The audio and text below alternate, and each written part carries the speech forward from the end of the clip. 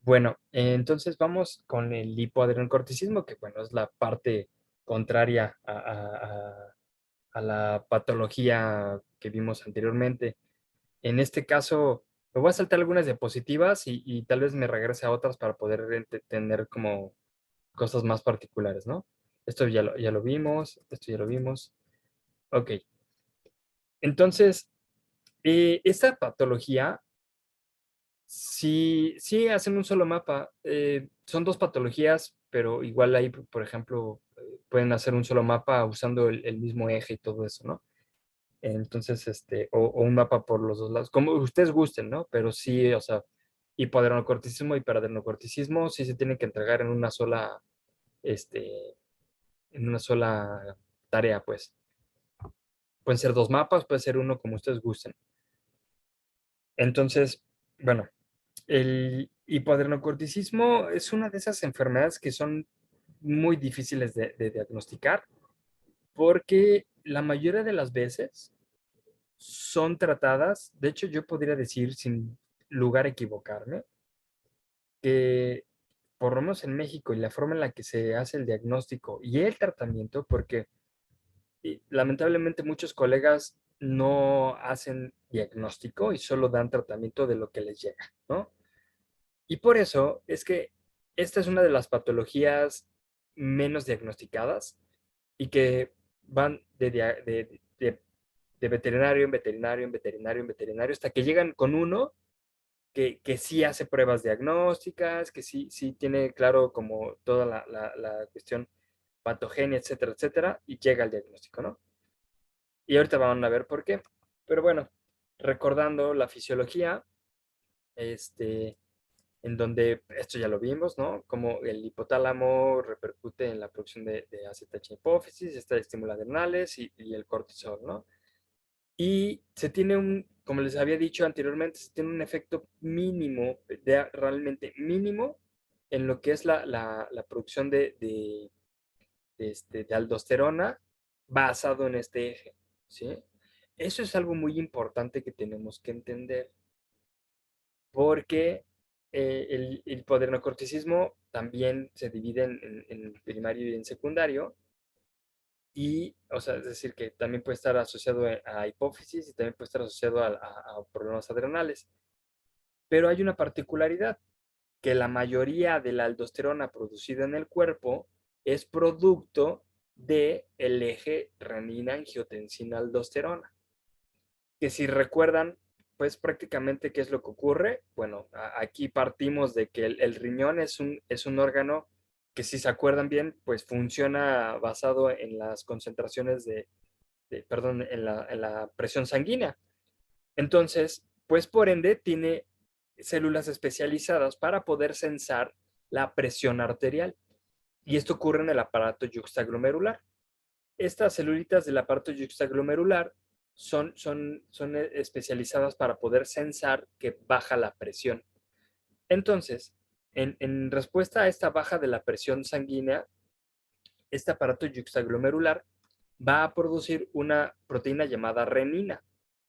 La renina, a su vez, va a funcionar para poder convertir el angiotensinógeno, que es una proteína convertida en el hígado, para convertirla en angiotensina 1. Esta angiotensina 1, por efecto de la enzima convertidora de angiotensina que se produce en pulmones, va a convertir la angiotensina 1 en angiotensina 2. Y esta angiotensina 2 es la que directamente va a repercutir en la vasoconstricción para aumentar la presión sanguínea. También puede estimular directamente a hipotálamo para la producción de ADH o de hormona antidiurética, para también tratar de absorber más agua y promover también que exista una adecuada volemia. Y una de las funciones que en este sentido es la que nos importa, es la que cause directamente bueno, esa vasoconstricción, pues obviamente va a ayudar a los riñones, pero la que nos importa es lo que ocurre en las adrenales, ¿no? De hecho, esta flechita debería ir en adrenales. Eh, entonces, hace que la angiotensina va a estimular a la corteza adrenal para producir aldosterona. Entonces, la verdad es que la mayoría del estímulo para producir aldosterona está dado gracias a el eje renin-angiotensina-aldosterona, lo cual hace de este eje, del eje hipotálamo hipófisis adrenales, un eje no inútil, pero poco eh, crítico o de poca utilidad en la respuesta de la aldosterona. Y ahorita les recuerdo las funciones, ¿no? De las hormonas, pero eh, aquí es importante, pues el paciente que tiene hipoadrenocorticismo puede tener tanto disfunciones de cortisol como disfunciones de aldosterona. Y ahí, miren, ahí les pongo, recuerden que esto va a estar grabado, pero ahí les pongo todas las causas y de hecho con esto podemos entender muchas de las alteraciones que ocurren en el hiperadrenocorticismo, ¿no?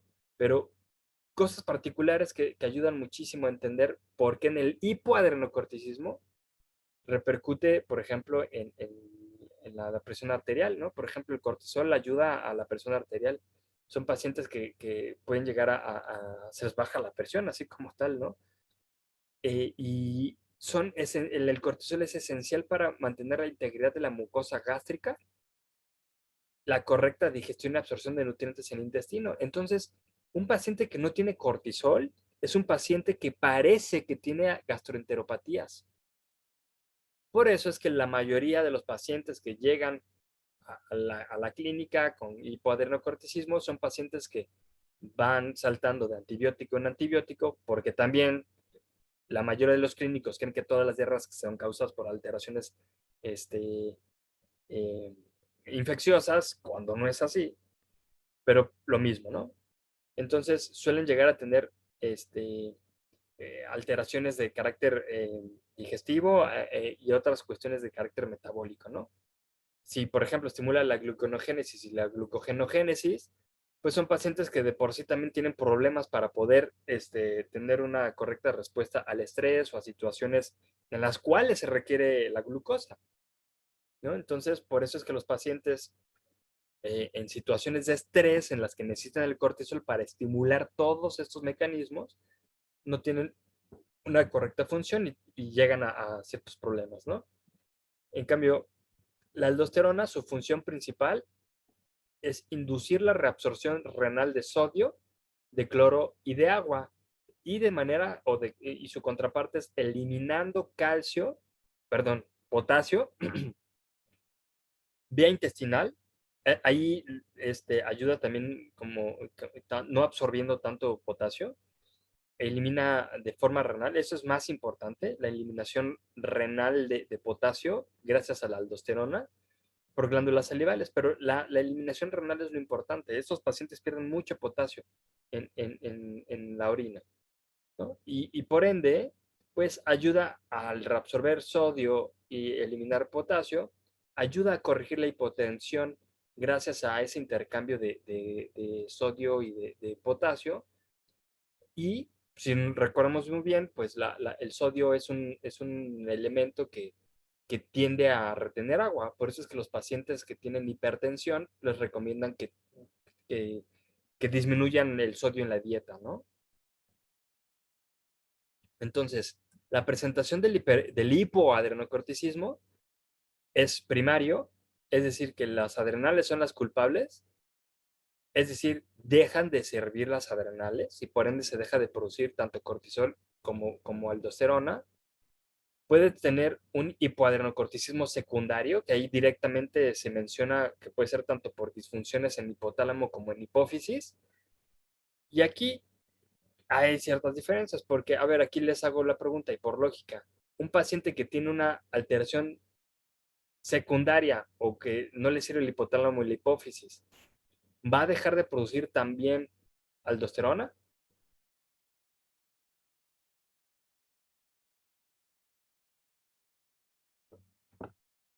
También cortisol, ¿No? ¿no? ¿No saben? Bueno, ahorita vemos. También tenemos el cuadro iatrogénico. Sí, también existen cuadros iatrogénicos. ¿Y cómo ocurren? ¿Se acuerdan del paciente tratado con prednisona o con glucocorticoides de manera continua durante meses y meses y meses? Bueno, un paciente iatrogénico para hipoadrenocorticismo es el que estaba con hiperadrenocorticismo iatrogénico y de repente de un día para otro le dejaron de dar glucocorticoides. Hacen que el sistema dependa de los glucocorticoides exógenos. Se se atrofia todo el eje y si un día le dejan de dar esa prednisona, el paciente automáticamente se vuelve hipotenso, se vuelve con hipoaldosteronismo o hipocortisolismo, más bien hipocortisolismo.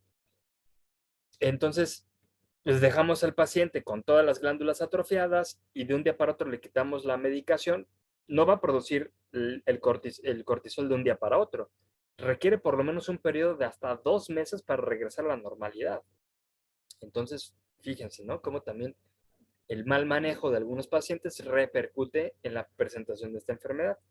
Y sí, si eventualmente dejáramos al paciente normalizar, pues sí, en el transcurso de los meses seguramente su eje empieza a producir de nuevo cortisol, ¿no? Empieza a producir de nuevo hormonas.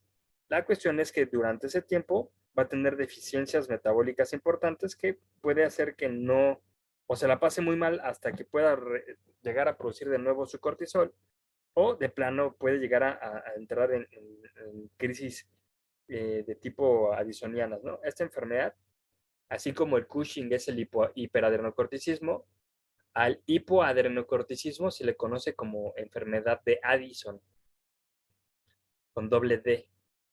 Entonces, ahí por si lo leen también, ¿no? Pero igual, les comento, ya tenemos que empezar a manejar solo como la enfermedad como tal, ¿no? Hiperadrenocorticismo, hipoadrenocorticismo. O si quieren, como lo hacen muchos ya puristas, específicamente hablando, hiperaldosteronismo, hipoaldosteronismo, hipercortisolismo, hipocortisolismo. ¿De acuerdo? Entonces, volvamos aquí al eje, ¿no? ¿Cómo ocurre un hipoadrenocorticismo primario? Pues el paciente va a tener daño en las adrenales, que por lo general se menciona que puede ser un daño, se menciona ahí que puede estar causado por adrenalitis, que generalmente son inmunomediadas, ¿no? Son pacientes que tienen un daño autoinmune hacia las adrenales, pero cualquier causa de daño hacia un órgano puede ser un factor, ¿no? Un infarto a las adrenales, un granuloma, amiloidosis, neoplasias, necrosis, etcétera, etcétera. Entonces, pues bueno, perdemos la función de las adrenales. Al perder la función de las adrenales, pues no se produce ni aldosterona ni cortisol, ¿no?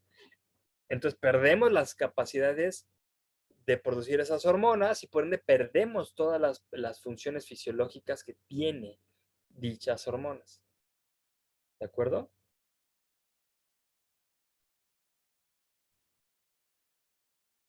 Aquí, por ejemplo, para poder compensar eso, el eje, al no recibir una retroalimentación negativa, pues directamente va a haber una sobreproducción de ACTH, porque es así como si quisieran gritarle, ¿no? Oye, produce más, pero nomás no hacen caso. Entonces, al no haber una retroalimentación negativa, existe una sobreproducción de ACTH. Y entonces, miren, ahí es una cuestión, si por ejemplo medimos ACTH y pensamos que hay un paciente y queremos distinguir si es primario o secundario, pues medir la ACTH puede ser un factor importante, ¿no? Generalmente, la destrucción, para que llegue a haber un caso de hipoadrenocorticismo, tiene que haber un 85 o 90% de la destrucción de la corteza adrenal. O sea, una gran parte, ¿no? Es decir, que si deja de fallar un adrenal, pues no es suficiente para causar una insuficiencia adrenal. ¿Cómo ocurre el cuadro secundario? Bueno, en este caso es un problema directamente en la hipófisis.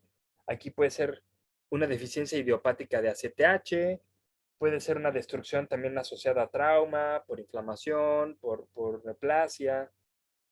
Entonces se pierde la capacidad productora de la hipófisis para producir ACTH y por ende, si no hay ACTH, no va a haber producción de cortisol, ¿no? Entonces, las adrenales pues prácticamente van a estar íntegras, ¿no? Lo único que no van a recibir estímulo para producir cortisol.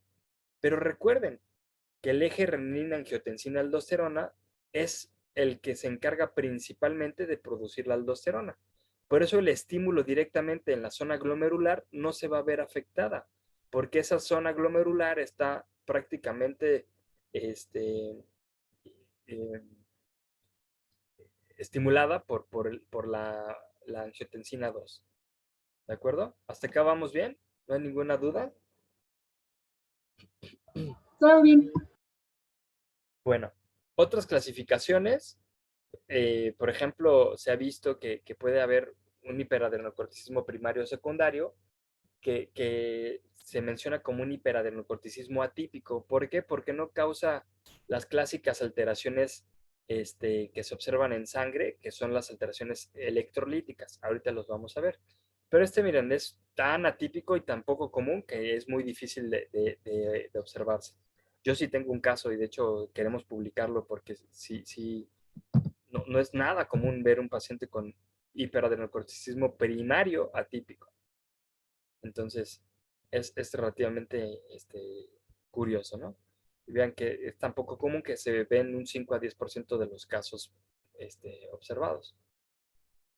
Y me lo voy a saltar, no, esto ya es otra cuestión asociada como a cuestiones de carácter renal que repercuten también en una alteración de tipo hipoadrenocorticismo. Si se dan cuenta, la incidencia es muy baja. Si pensamos que el hipoadenocorticismo atípico es del 10%, quiere decir que casi un 0.04% o 0.05% de los animales lo presentan, lo cual es sumamente escaso, ¿no? Ya de por sí es baja la incidencia. Es por eso que también creo yo que es una de las enfermedades más subdiagnosticadas, porque son tan raras que a menos que hayas tenido experiencia tratando uno previamente, vas a tenerlo más presente. Entonces es muy común que o médicos que o no tienen una formación suficiente o que son muy jóvenes y no han tenido los casos suficientes, tengan y les lleguen a la clínica muchos, o tal vez no muchos, pero sí uno que otro paciente con hipoadrenocorticismo que se ha tratado como cualquier otra cosa, ¿no? Y ahorita vamos a ver por qué. Entonces, suele darse tanto en pacientes jóvenes como en adultos. Se ha visto que se ve más proporción en hembras que en machos. Y en gatos no existe una predisposición. Sí se ha visto que existe hipoadrenocorticismo, pero les ha dado de una forma así como tan dispareja que no da como para, y también tan raro que no da como para pensar en esto, ¿no? En las razas que más comúnmente se han reportado son estas. No las voy a leer, ahí nada más echen un vistazo. Si quieren hacer la lista, eh, tomen un screenshot o directamente lo pueden checar en el video, ¿no? Pero bueno, aquí están todos estos. Y la verdad es que yo de todos los pacientes que hemos visto diagnosticado tanto en laboratorio como en la escuela, suele ser muy común ver a estos pudulcillos. Y aquí dice el pudul estándar, ¿eh? Pero realmente puede eh, verse en el paciente pudulzoide, ¿no? El pacientito que tiene ahí cruzas y cruzas, es común ver el pudulzoide con hipodenocorticismo. Y uno que otro mesticillo por ahí, y también casos de Rottweiler sí los he visto. ¿Qué lo puede causar? Miren, pues es lo que les decía, ¿no? En las adrenales prácticamente todo esto puede llegar a ser un factor. Incluso mismos medicamentos que se usan para el tratamiento del hiperadrenocorticismo pueden ser un factor para esta patología. En hipotálamo igual, ¿no? Muchas patologías que causan directamente un daño tisular. Y el iatrogénico, pues prácticamente es la administración de glucocorticoides o que prácticamente quitan la hipófisis de manera iatrogénica. Y no quiere decir que sea así como de que, ¿qué rayos van a estar haciendo los médicos en la hipófisis, no? No, esto es para corregir, por ejemplo, otros tumores hipofisiarios y que tal vez se llevan no solo el tumor de otro tipo de tejido, sino que se llevan también el tejido funcional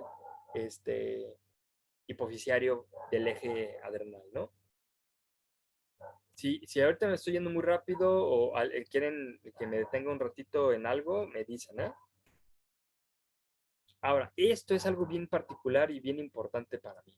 Los signos clínicos presentes, porque aquí hay una cuestión bien importante, porque el hipoadrenocorticismo no es una sola entidad.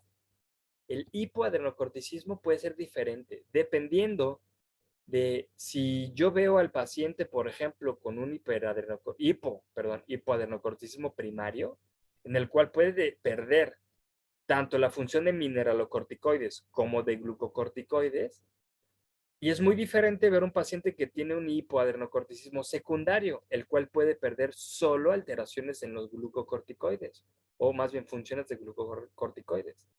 Entonces el paciente con un hipoadrenocorticismo secundario sigue produciendo mineralocorticoides, porque aquí sigue estando el eje renina-angiotensina-aldosterona sin problemas.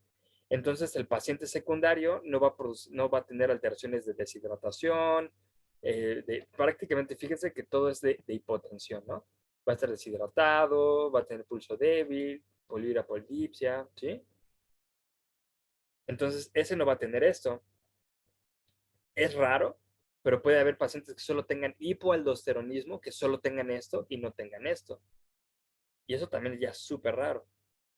Entonces, ojo con eso, porque el paciente generalmente, estos signos que son debilidad, letargia, colapso, hipotensión, anorexia, pérdida de peso, se dan con los dos, ¿no?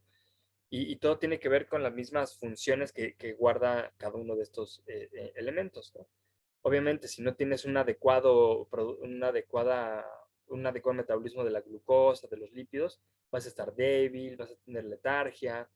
Junto con eso, aparte, el hecho de perder la presión sanguínea, porque recuerden que también estos los tienen hipotensión, pueden colapsarse, se desmayan, están hipotensos, no comen, pierden peso, pierden muchísimo peso.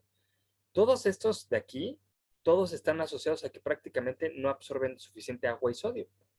Y entonces están deshidratados y prácticamente lo que vemos es un paciente que claramente está en una deshidratación lo suficientemente marcada que lleva a una hipovolemia que llega al choque incluso. Y ojo aquí, porque si yo tengo un paciente deshidratado que no tiene una adecuada perfusión a riñones, va a ser un paciente que no va a tener una adecuada filtración renal. Y ojo, eso es un factor bien importante por el cual esta patología siempre es confundida con la insuficiencia renal. Y eso es algo crítico, porque de verdad hay muchos pacientes allá afuera que de por sí se acuerdan cuando vimos la clase de evaluación renal, que en la misma clase resultaba que algunos de ustedes había sido este, ya habían tenido a su paciente diagnosticado de mala manera solamente porque no se conocía la evaluación del riñón, ¿no? Bueno, ahora imagínense si pacientes que no tienen problemas renales son diagnosticados con insuficiencia renal, ahora un paciente que sí tiene todos los signos que sugieren insuficiencia renal, pues con más razón les van a decir que es insuficiencia renal, ¿no? Entonces, por ejemplo, ¿no? El insuficiente renal crónico puede llegar a tener vómito y diarrea, ¿no? Hematemesis y melena, justamente porque tienen una intoxicación con urea. Cuando en este caso simplemente es el hecho de no tener suficiente función de glucocorticoides para mantener ese sistema digestivo adecuadamente funcional y por ende lleva justamente a ese sentido, ¿no?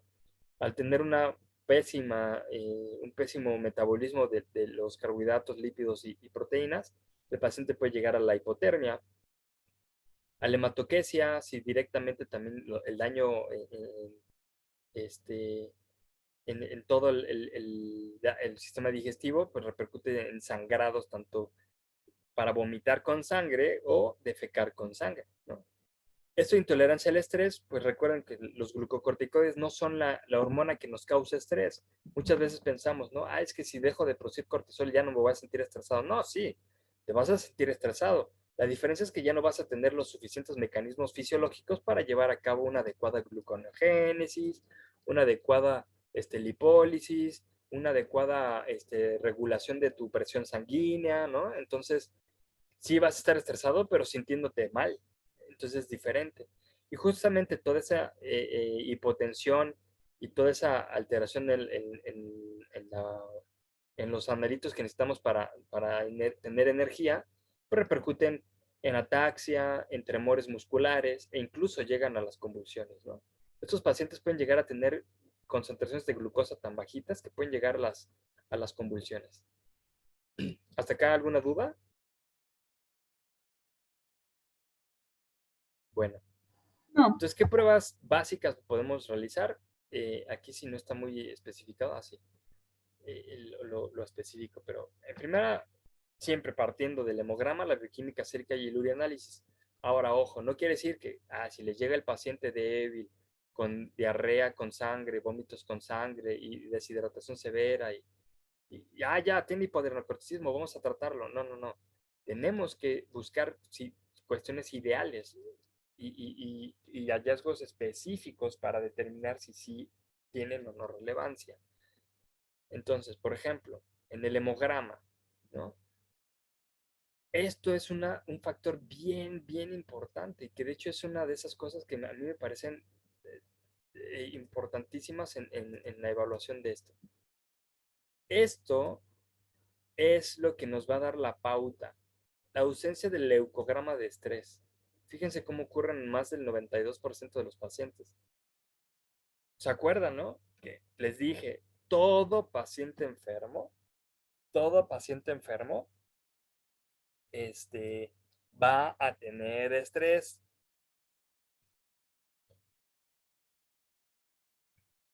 Todo paciente que tenga una patología siempre va a tener una estimulación en el eje hipotálamo hipófisis adrenales. Hay ciertas prostaglandinas que específicamente estimulan a la producción de ACTH.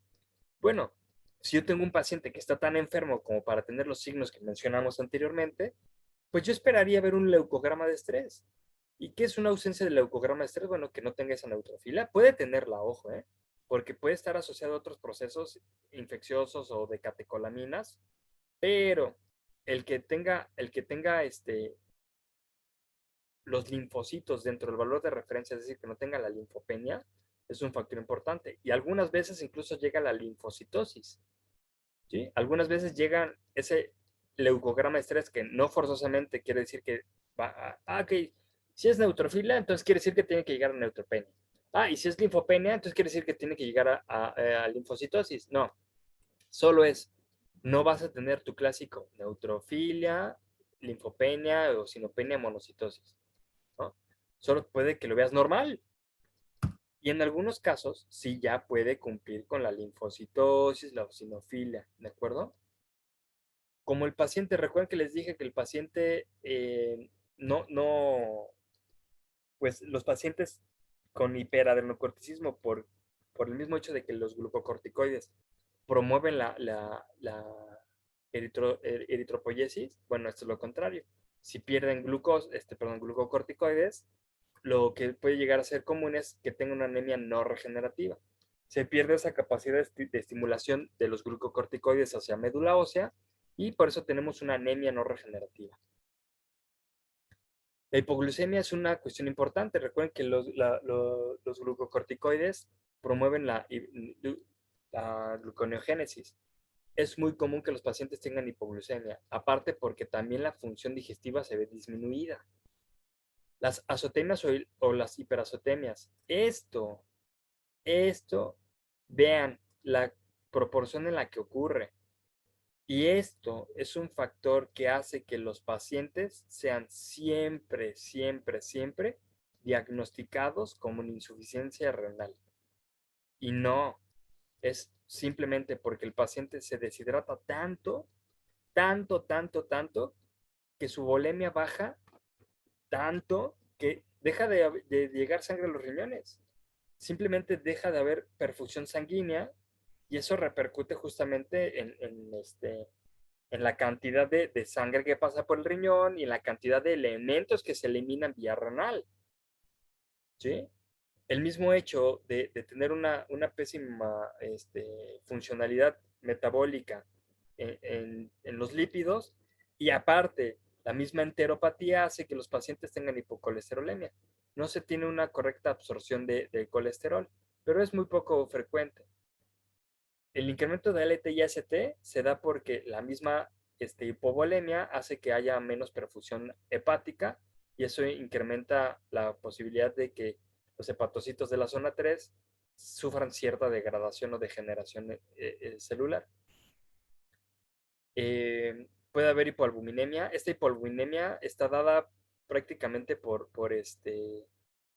eh, por las diarreas y los vómitos frecuentes. Al no tener una correcta absorción de proteínas, pues no va a haber una correcta síntesis de proteínas, ¿no? Entonces no lo confundan con un problema hepático, simplemente no absorbe suficientes proteínas para poder tener proteínas en circulación. Y se acuerdan que les decía que los glucocorticoides tienen una función promoviendo la excreción de calcio a nivel tubular. Entonces, los pacientes que tienen hipoadrenocorticismo tienen menos cortisol, que hace que ese calcio se elimine menos vía renal. Entonces, los pacientes suelen llegar a tener hipercalcemia, ¿sí? Entonces, eso es un factor. La hiperfosforemia, esto está dado prácticamente por la disminución de la perfusión renal, ¿no? Es todos los cambios que habíamos mencionado tanto en la clase de evaluación renal, aquí también se pueden llegar a ver.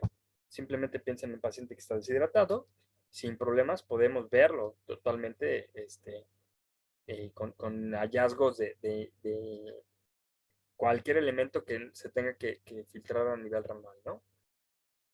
La hipercaliemia, la hiponatremia y la hipocloremia, estas son clásicas. Esto, si lo ven, esto es particularmente muy importante cuando evaluamos un paciente con hipoadrenocorticismo, porque si tiene el hipoaldosteronismo o la deficiencia de aldosterona, es bien común. Recuerden que la aldosterona promueve la excreción de potasio y la reabsorción de sodio y cloro. Si no tenemos aldosterona, no va a haber excreción de potasio y no va a haber reabsorción de sodio y de cloro. Y eso nos lleva también a una acidosis metabólica. Y esto generalmente también se da porque no existe una correcta reabsorción de bicarbonato y la excreción de hidrogeniones a nivel renal. Entonces, estas cositas son como clave, ¿no? Que pueden llegar a presentarse. La densidad urinaria, miren, esto, o no les suena, miren, una densidad urinaria menor a 1.030. Momento, esto suena igual a la de insuficiencia renal. En clase nos dijo, la azotemia renal se clasifica con la densidad urinaria. Existe solamente una situación en la cual pueden ocurrir eso. Este paciente puede tener una fisiología renal normal, ojo, una fisiología renal normal, o más bien un riñón normal, solamente que todas estas alteraciones hormonales repercuten en su función, ¿no? O sea, es como, por ejemplo, este, es como si tienen un estéreo que todavía toca discos compactos, ¿no? Ya nadie escucha discos compactos, de ahí de vez en cuando los llegan a poner. Que lo tengan no quiere decir que no sirva, ¿no? O sea, que lo tengan no quiere decir que no lo puedan utilizar, solamente que no está el estímulo para poder usarlo. Es igual, el riñón tiene las capacidades tubulares para excretar el potasio y reabsorber el sodio, ¿no? De reabsorber agua, solo que el paciente por esas dinámicas hormonales, pues simplemente tiene las cuestiones específicas para que se cumpla todo eso, ¿no? El hecho de no poder absorber sodio, ¿se acuerdan que les dije que el riñón necesitaba en la región medular, justamente en el asa de Henle y en la parte del túbulo contorneado distal, necesitaba tener como una zona de hipertonicidad, porque esa hipertonicidad nos va a ayudar a absorber agua, ¿no? Entonces absorbía urea y absorbía sodio para en el espacio peritubular tener hipertonicidad y por medio de la presión osmótica simplemente absorber agua. Como estos pacientes pierden sodio y no lo pueden reabsorber, esa hipertonicidad extramedular, perdón, extratubular o peritubular se pierde. Y al perder la tonicidad peritubular, se pierde agua en la orina. Al perderse agua en la orina va a hacer que esta orina se vea con una densidad menor, pero no está insuficiente renal, solo es que no hay suficiente sodio para absorber el agua por medio de métodos pasivos y el agua se va en la orina. A esto se le llama lavado medular, ¿sí? Ojo ahí. Entonces, si, como en todos los semestres, el semestre pasado fue la primera vez que los casos clínicos no fueron un examen presencial. Lo instauré como un examen en casa. Pero seguía viendo gente que así yo les dije, a ver, la tarea solo son endocrinopatías. No hay otra cosa, no hay insuficientes hepáticos, no hay insuficientes renales, ¿no? Y en serio, seguía viendo gente que a pesar de que yo en clase les dije que el paciente con hipoadrenocorticismo no es insuficiente renal, pero se parece mucho, no porque el riñón deje de servir, sino simplemente porque no le dan las herramientas para servir. Bueno, me seguían poniendo paciente asociado de cambios asociados a insuficiencia renal. Y así de, ay, por favor, les dije que no, pero entonces, tomen nota, en los casos que los voy a dejar para contestar en casa, no va a haber insuficientes renales. Si tu caso parece un insuficiente renal, entonces probablemente tienes un hipoadrenocorticismo en tu caso. ¿De acuerdo? Bien. Entonces, ¿hasta Doctor, acá hay una alguna duda? pregunta. Sí. Em, en el caso de las alteraciones del sodio y Pruebas el potasio, específicas. ¿Qué cosas puedo usar para poder determinar si el paciente tiene o no hipoadrenocorticismo? Bueno, una es la relación sodio-potasio, que no es una prueba, simplemente es un cálculo. Es decir, que de toda mi bioquímica, pues agarro los valores que yo ya tengo medidos de sodio y de potasio y simplemente hago una división. Sodio entre potasio. Si mi resultado me sale mayor a 27, quiere decir que no hay hipoadrenocorticismo. En cambio, si mi valor sale entre 27 y 20, eso hace al paciente sospechoso de hipoadrenocorticismo o de otras causas. Que ojo, puede haber otras causas. Cualquier cosa que les eleve el potasio solito, por ejemplo, en la rhabdomiólisis. Recuerden que la rhabdomiólisis le saca potasio y les metía el sodio al músculo, ¿no? Eso puede ser un factor. Un mismo insuficiente renal agudo, que también puede tener hipercaliemia, hiponatremia, es un factor que puede parecer, ¿no? Infecciones con un parásito que se llama Spirocerca lupi también puede llegar a causar problemas de ese tipo, ¿no? Entonces, cualquier causa de hipercaliemia o de hiponatremia puede darles un cuadro así. Pero cuando la relación sodio-potasio es menor a 20, ya es compatible con hipoadrenocorticismo. Es decir, que rara vez o muy difícilmente cualquier otra patología podría llegar a bajar esos niveles lo suficiente como para que llegue a 20. E incluso por ahí hay algunos textos que dicen que si llega por debajo de 14, ya, es así como que ya no necesitas casi ninguna prueba, ¿no? Pero no, mejor nos quedamos así. Entonces, solo recuerden, esto solo nos evalúa las dinámicas que existen entre el sodio y el potasio, lo cual solo me sugiere que puede llegar a haber alteraciones de la aldosterona, no de los glucocorticoides, ¿eh? Ojo ahí. Este, am, no los escucho nada. Sí, justo no los escucho. Pues, mientras ustedes me estén escuchando, no estoy hablando a lo menso en la clase, ¿verdad? Pero me estoy leyendo todos mis comentarios. No escuchaba, profe, creo que no nos escuchan, no nos escuchan. Bla, bla, bla. Creo que no, profe, rayos. Sí, ok.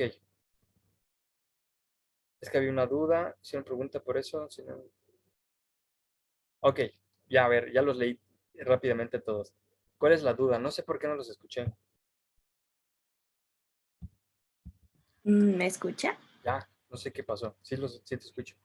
Ah, no, mi duda era que si en el caso de un hipoadrenocorticismo secundario también habría las alteraciones en el potasio y en el sodio. No, porque recuerda que si es un hipoadrenocorticismo secundario, solo tienes deficiencias de glucocorticoides. Y los glucocorticoides no te regulan los electrolitos. Entonces, por eso es que el paciente que tiene hipoadrenocorticismo secundario no suele tener estas alteraciones.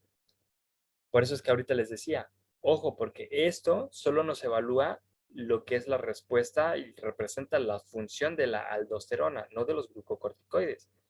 Y si nosotros nos esperamos diagnosticar a un paciente, por ejemplo, que solo tenga hipocortisolismo, esto no va a servir para nada, ¿no? Entonces, un paciente que tiene un cuadro secundario solo tiene hipocortisolismo, entonces realmente no tiene una alteración específicamente asociada a la aldosterona, ¿sí?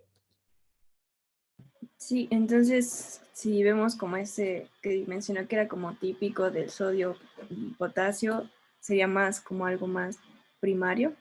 Así es, justamente. Ah, ok. Gracias. De nada. Vean por qué es complicada esta enfermedad. Porque a pesar de que se tiene así como el hipoadrenocorticismo, prácticamente son distintos si tenemos un cuadro primario y uno secundario. El secundario va a tener solo alteraciones de glucocorticoides. En cambio, el primario las va a tener tanto de glucocorticoides como de aldosterona. Y sí se puede llegar a ver una alteración relativamente diferente, ¿no? Entonces, el paciente que tiene un cuadro secundario o atípico que no tenga alteraciones electrolíticas, pues es un paciente que de verdad pueden pensar que es simplemente un insuficiente renal. Y este paciente que les comento es justamente esa cuestión. Durante casi más de un año y medio, sospechamos que tenía alteraciones de hipoperfusión renal por X o Y razón y gastroenteropatías por parásitos. Y hasta que no la vi hipotensa así en una consulta, no se me ocurrió que podía ser un hipoadrenocorticismo. Le hicimos las pruebas y salió, ¿no? Entonces, eso es una cuestión importante, ¿sí? Entonces, ¿qué otra prueba puedo llegar a hacer? ¿Se acuerdan que les dije que el cortisol no era tan útil para hiperadrenocorticismo? Porque todo paciente enfermo siempre tiende a incrementar el cortisol. Bueno, es lo contrario con el cortisol basal en el hipoadrenocorticismo, que aún no está como muy, digamos, como aceptado, ¿no? Pero por lo general se dice que es, si le medimos el cortisol a un paciente que no tiene producción de cortisol, pues va a ser muy adecuado, ¿no? No me copien esto del método, no necesito, si quieren ahí va a estar la presentación, ¿no? Pero aquí es muy importante entender que el cortisol basal sí se habla que si está por debajo de los 55 nanomoles en los pacientes con hipoadrenocorticismo, esto es muy sugerente de la enfermedad, porque en teoría un paciente normal y menos uno que tiene hiperadrenocorticismo, en teoría un paciente normal no suele llegar a tener valores o concentraciones de cortisol por debajo de estos valores.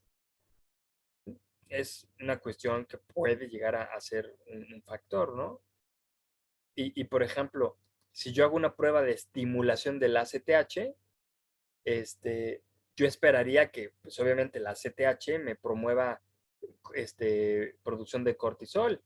Bueno, si yo tengo concentraciones por debajo de estos o en estas referencias, pues es un factor que también nos podría llegar a, a repercutir justo en ese valor, ¿no? Entonces, miren, de aquí solo quiero que se queden que el cortisol basal por sí solito, si yo lo llego a encontrar por debajo de 55 nanomoles, esto es muy sugerente de hipoadrenocorticismo, ¿no? A diferencia del paciente con hiperadrenocorticismo, que medirlo por sí solo no nos da una función, no nos da un valor, no nos sirve para nada. En cambio, este sí sirve, pero ojo, no se queden con el diagnóstico nada más porque, mira, mi cortisol se salió por debajo de 55. No, quédense con que esto les sugiere mucho, no que se los diagnostica, ¿de acuerdo? Entonces, es bien importante tener eso en cuenta. Podemos medir la ACTH endógena. Aquí, por ejemplo, ahí nada más pongo las cosas estas. Eh, la referencia, que ya se las había dado en la clase anterior. Si por ejemplo, yo mido, vámonos de nuevo para acá, ¿no? Acá. Si yo mido ACTH aquí, pues yo sé que el paciente tiene un problema aquí en hipófisis, tiene un daño y por ende no produce CTH, ¿no? Bueno, si yo mido ACTH, yo esperaría que un paciente que tiene un cuadro secundario, pues tenga unas concentraciones de ACTH muy bajitas, ¿no? En cambio, si por ejemplo tengo un paciente que tiene un cuadro primario, pues yo esperaría lo contrario, ¿no? Recuerden que al no haber una retroalimentación negativa, la ACTH va a estar sobreestimulada para tratar de producir el estímulo hacia las adrenales. Los que se tengan que ir se pueden ir, ¿eh? Ya falta poquito, ya nada más tendrían que checar esto en el video de YouTube. Entonces, si yo mido la ACTH, pues sí puedo determinar, ¿no? Si yo mido la ACTH en un paciente con hipoadrenocorticismo primario, pues yo esperaría que esté dentro de valores de referencia que estén muy elevados, porque la hipófisis está tratando de responder para poder producir cortisol, ¿no? O para poder estimular las adrenales. En cambio, si tiene un cuadro secundario, pues yo espero lo contrario, pues el que no produce es la hipófisis, y si no produce la hipófisis, pues no va a haber ACTH. Y hay una diferencia importante, ¿de acuerdo? En gatos, pues no se tienen así como dilucidados estos valores, este, pero pues esta es la referencia, ¿no? Y con esa referencia podríamos darnos una idea. Esta me la voy a saltar. Esto también me lo voy a saltar porque son datos de un artículo y no necesito más que sepan que si yo le meto ACTH, espero, perdón, si yo le mido ACTH, yo espero o que suba, o que esté alto o que esté bajo, ¿no? Si la hipófisis lo produce o si la hipófisis lo sobreproduce porque no hay retroalimentación, ¿de acuerdo? Ahora, esta la misma que mencionamos anteriormente para poder diferenciar entre un paciente que tiene un cuadro iatrogénico de uno normal, bueno, es la misma prueba, pero esta se considera la prueba de oro para hipoadrenocorticismo. Porque qué mejor forma de evaluar la capacidad productora de, de cortisol que metiéndole una hormona que promueve la producción de cortisol. Que ojo, aquí solamente nos sirve si existe tanto una atrofia como un daño directamente en las adrenales, ¿no? Entonces, aquí es bien importante, pues sí, entender. Primero vamos a hacer, tenemos a nuestro paciente y vamos a, primariamente, vamos a sacar sangre del paciente para medir su cortisol basal. Recuerden, antes de meter la ACTH, le voy a medir el cortisol basal, ¿sí? Si el cortisol basal está dentro de los valores de referencia, bien, ¿no? Si el cortisol basal está dentro, menor a 30 nanomoles, bueno, pues ya se podría sospechar de hipoadrenocorticismo. O de 55, como decía el artículo de las diapositivas pasadas. Ok, ya le tomo la muestra, luego le inyecto el ACTH, y aquí pongo las dosis dependiendo de cómo quieran usarlo, ¿no? Ya se ha visto que un microgramo por kilogramo sirven sin problema. Entonces se mete la dosis y luego se vuelve a tomar otra muestra de sangre y se le mide otra vez el cortisol. Se toma una hora después. Entonces, si el cortisol post-ACTH, es decir, después de haber inyectado el ACTH, es normal, ¿no?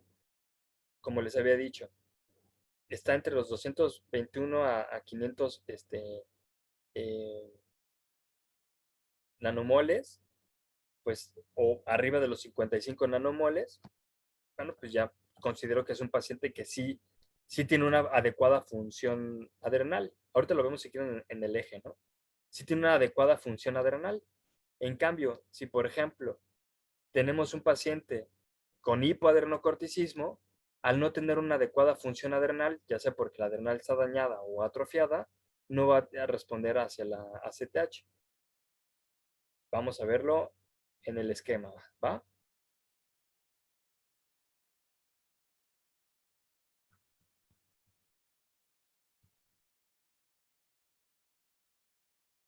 Ok, entonces, aquí en el primario, ¿no? Que el primario, ahí, no tenemos adrenales funcionales. Entonces, por más ACTH que yo meta de manera artificial, vamos a poner ACTH en una inyección, pues las adrenales no sirven. Entonces, no va a haber cortisol. Por eso es que el cortisol siempre va a estar después de la estimulación, va a seguir bajito, ¿sí? Y si yo lo hago en un cuadro secundario, pues igual puede ser que sí tengan una respuesta, pero como también tenemos una adrenal que también puede estar atrofiada, no va a tener una correcta respuesta, ¿no? Que generalmente, ya si tengo un cuadro de tipo secundario y aparte hago la prueba de estimulación con ACTH, pues también de por sí va a haber muy poquita CTH, las adrenales van a estar atrofiadas, no van a tener una correcta producción, lo que sería un animal normal, y también esperaremos que esa producción de cortisol se vea disminuida. ¿Hasta acá tenemos alguna duda?